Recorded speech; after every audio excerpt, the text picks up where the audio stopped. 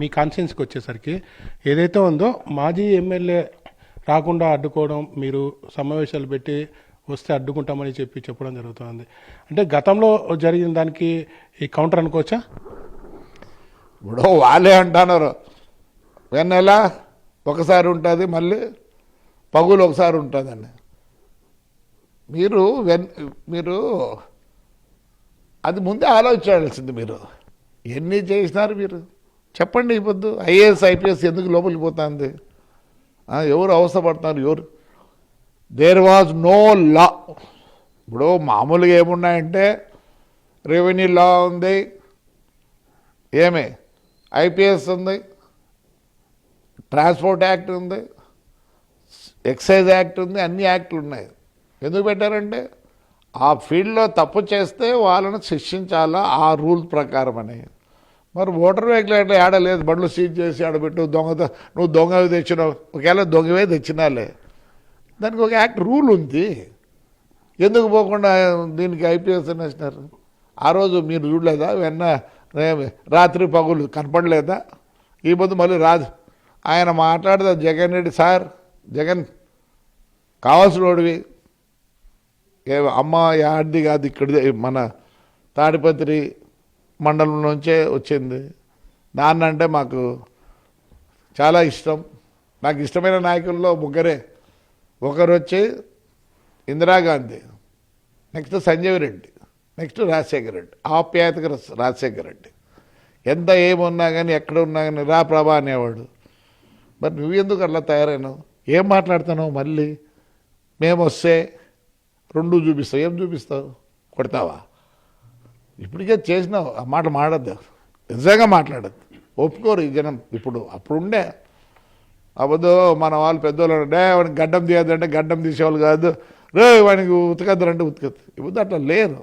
నీ మాటలు బాగలేవు, నువ్వు మార్చుకుంటే ఏమన్నా మళ్ళీ నీకేమన్నా ఉందేమో కానీ ఛాన్స్.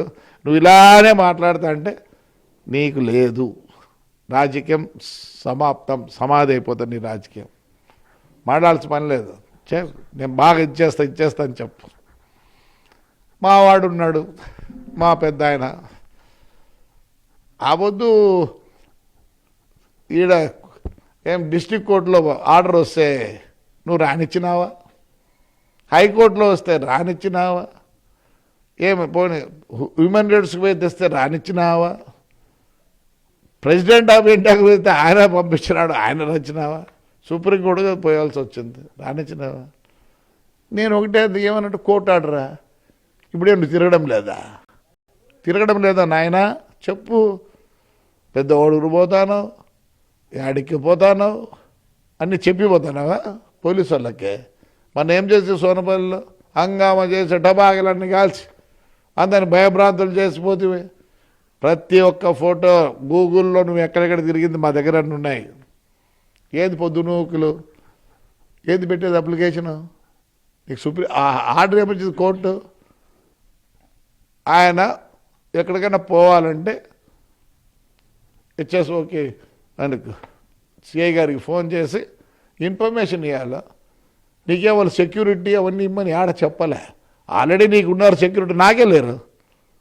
నాకు 2+2 ఉంటారు. నేను వద్దనుకున్నా, అవసరం లేదనుకున్నా గన్మెన్లు. నీకు గన్మెన్ ఉన్నారు, నీ ఇంటికాడ 9 మందిని పెట్టినారు, మా ఇంటికాడ ఒకడు లేడు. ఏంది పొద్దున్నూళ్ళు అప్లికేషన్ మాదిరి పెట్టేది? నేను వస్తా 5వ తేదీ రా. పోలీసులకు ఇప్పుడే లెటర్ రాసిన, ఏఎస్పీకి అందరికి లెటర్ రాసిన, ఆయనకుండే ఆర్డర్ ప్రకారం రానిలే, మీకు ఫోన్ చేస్తాడు, వస్తాడు. దాని గురించి ఎందుకు మీరంతా మళ్ళీ అవుతావు? లా అండ్ ఆర్డర్ కదా మళ్ళీ వేరే.